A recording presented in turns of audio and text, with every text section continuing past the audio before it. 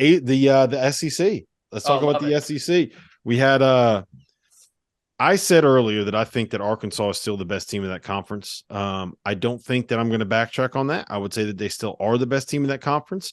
I think Tennessee, valid argument for them.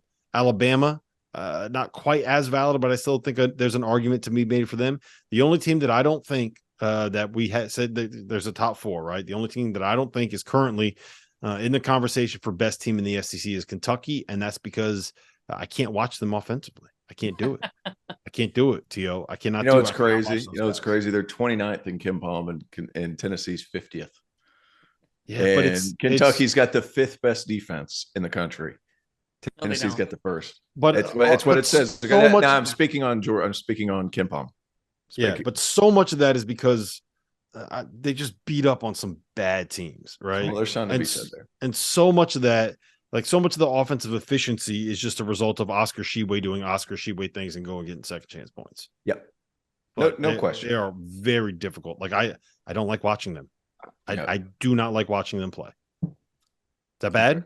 No, it's not bad. It's not bad. It is what it is. If I had to pick a team to win it, I think Alabama and Arkansas are right in the mix. And I feel like Tennessee, man, they're just so big and physical. They're just going to beat the hell out of you and make it ugly.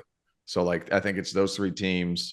I think we had the top tier in the right place. We had that order messed up a little bit. Alabama should be in the top 3 and Kentucky should be 4th. Mm-hmm. I still feel like we're that way. Surprise team though, Mississippi State. My main man Tolu Smith out here doing work, son. Mm-hmm. Like he is as good as advertised. And coach of the year, as far as I'm concerned, is Chris Jans. Yeah, absolutely. To be able to put a hodgepodge of guys together and have those guys at 11-0 right now, projected to be 10-8 in conference. That's 21 wins in year 1 in Starkville, Mississippi. Pretty good. We're saying that, just for the record, we're saying that they're about to play Drake right now. They're tipping off in about 30 minutes. So if they lose that T.O.'s not dumb. He just got this done. We got this done a little bit late. One thing I will say about Mississippi State, we're going to learn a whole hell of a lot about them at the very start of conference play. Because their first 2 games, Alabama at home, and then they head on up to Knoxville to take on Tennessee. Fancy, let me ask you this. Brandon Miller, hands down SEC Player of the Year at this point. He's my favorite player in the country. Yeah. I'll tell you what, he could pass that thing better than I realized. Oh, it's amazing. I actually, earlier today, was on YouTube, and I just started watching him. I got to tell you guys, like he is spectacular. And not only is he a superior talent, but he's a first-class act. Having never met him until last week, what he did in Coming On After Dark at midnight in that interview setting, it's very hard as a player after a game to give competent answers and smile and be that type of guy. We talk to players all the time after games. Half of them want to leave, half of them don't care. Like it's just how it is. Guys, he was phenomenal. It's phenomenal. All-time After Dark guests for us. And, I think he has this great grasp of making the main thing the main thing. He knows what he needs to do, and he impacts winning. How many freshmen go to a non-Kentucky, non-Carolina, non-Duke, non-Kansas situation and take over a team in a way that unifies everybody and gives the team a Final Four ceiling? It's not something that happens every day in college basketball. He's doing it. His length, playmaking, scoring ability is all there. He's got the total package. He is the best player in this conference. That he is. I don't think there's any argument for anybody else at this point in the year. Now we'll see how it goes, towards the middle of SEC play. But right now, I think he's the SEC Player of the Year and Freshman of the Year. And Nate Oates would be my Coach of the Year right now. Yeah, I don't know. I think Chris Jans, just because of what all was going on, he's just done such a good job. And I think Tolu Smith, he's not going to get that much credit. It's a little bit like when Jamont Gordon played at Mississippi State. Like he put up All-American type numbers and he played at Mississippi State, so nobody really paid attention. Can I give what might be a bad take today? Yes. I get Iowa State vibes from Mississippi State. last year. So you're saying they're going to get to the Sweet 16? Yeah, still could. Exactly. Still could. Oh, okay. So I didn't know where you were going. I thought maybe the other way you were going was that they'll fall off in conference play.